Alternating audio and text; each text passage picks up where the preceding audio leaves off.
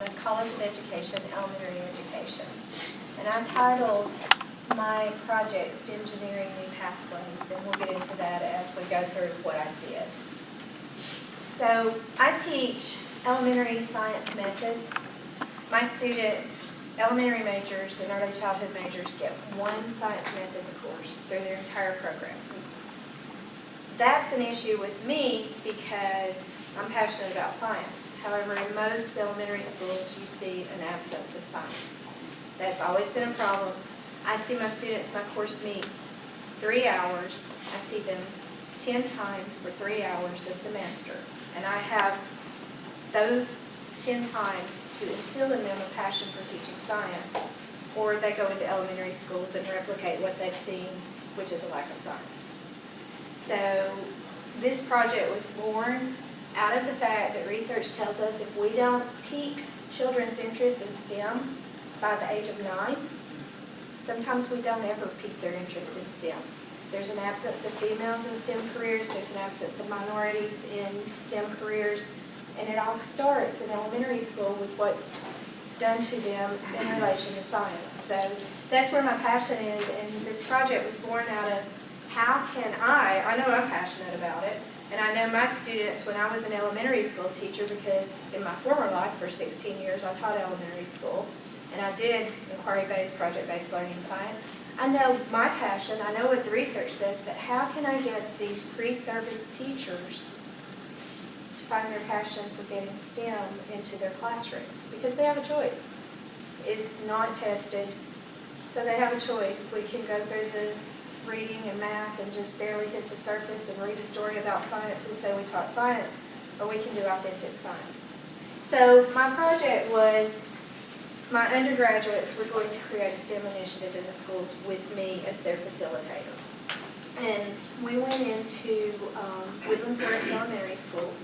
We spent 6 weeks there, and they were going to do a culminating family community night, because it's okay to get kids excited about STEM and about doing these projects, but we also need their parents excited and talking to them about these things at home, the community excited, saying we have resources, let us share our resources. So that's kind of where we went. And if you want to go ahead, here's just a few pictures. This is the culminating activity, so I'm kind of jumping to the end.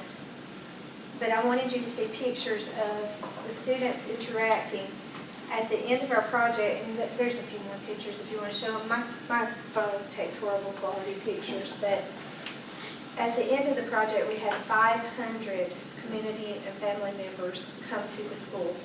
We fed them pizza. My students were charged with organizing the whole event from start to finish, because they worked to build these projects, and I felt that they needed to share what they were doing so that the conversation about science did not stop at the end of this project, that the parents and the community members went home and they were talking to the children about it.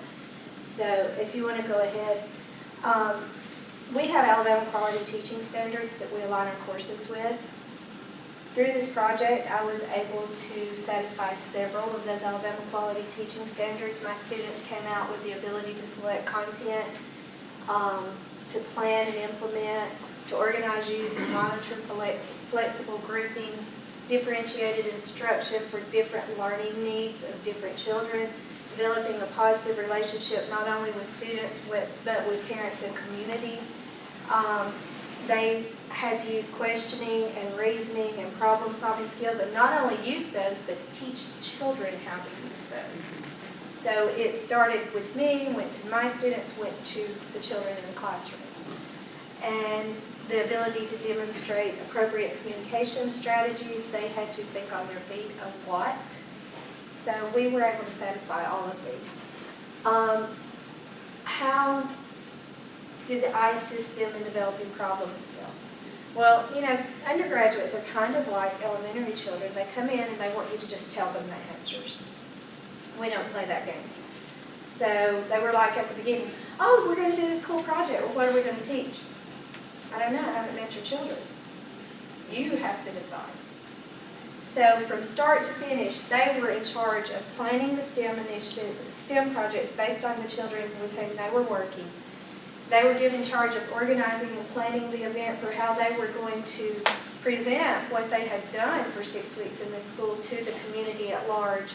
They were charged with developing ways to make these experiences authentic for the children. They had to have real-world connections. They had to be of interest to the children. They had to be relevant to their world. And they had to be doable within that classroom context where we were.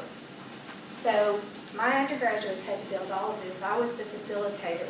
We went into the school. I modeled a project-based, inquiry-based lesson, an engineering design lesson with the students.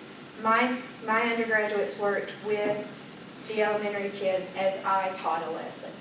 Once I modeled a lesson, they were assigned a group of children. They had to come up with a research process because they had to teach the elementary children how to research. They had to come up with a problem they were attempting to solve using engineering strategies. They had to teach the engineering design process, and they had to carry it out to fruition. Then they, with their assigned children, had to come up with the presentation they were going to do for family and community night. So that's kind of how that went. The assessment, I was there the whole time assessing. I was watching, I was interacting, I was monitoring as they were interacting with children. I was looking for their ability to meet the needs of all learners. I was looking for their ability to ask critical questions and teach the children, not just give answers, but teach them how to find answers to their own questions. I was monitoring as my undergraduates taught children how to ask questions, because that's a process you have to teach. We want to get below the surface. We want higher level questions, higher order thinking. So they had to have all those components within the projects they were creating, and I had to monitor to make sure that existed for these students. They were assessed on their ability to teach this in a meaningful way. So, the remaining challenges and questions, once I completed this, and it really was amazing because I had done family nights in the past with my students, but I had done all of the legwork, and it had been more of a, you come and the students rotate through science stations and we do investigations. And it was fun.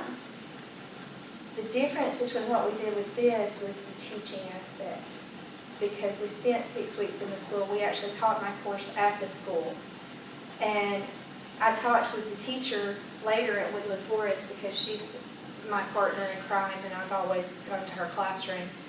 And she said the difference this time was the amount of learning that the elementary children achieved, because when you do it in the past where they just rotate through stations, learning is very limited because they do this activity and then they go do this activity. But by having my students facilitate her students and put them in charge of learning and researching and finding out more about this topic, which they chose natural disasters because when the hurricanes had just hit. So they did, one group built bridges that were more effective during flooding. One group built levees because they studied a lot about Katrina. One group built a hurricane-proof tower so that you could, how high could you go to sustain hurricane-force winds, and they had to put a tennis ball up there and it had to withstand when we put a fan in front of it. So during this whole process, they were designing their project based around what the children were learning from them through research, and they were researching with the children and teaching the children. So Diana Marchant said, I think this was more powerful the way you did it. So my new challenge is, okay, so we did this.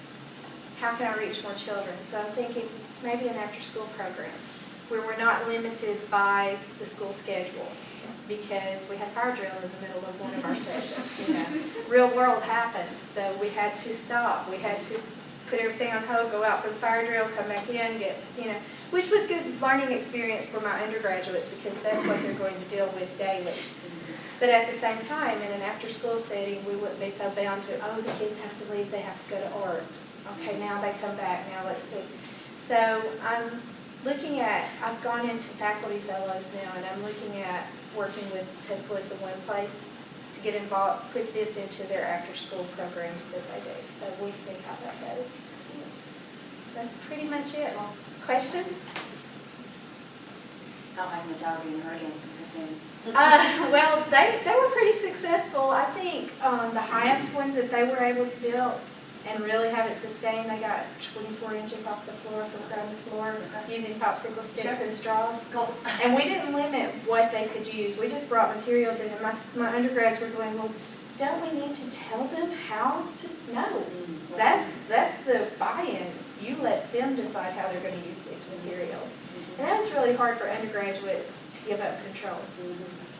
But in assessing them and reading their reflections, they saw science in a different way, and they saw classroom science in a different way. So hopefully we'll see more authentic science in our elementary schools over time. That's my prayer.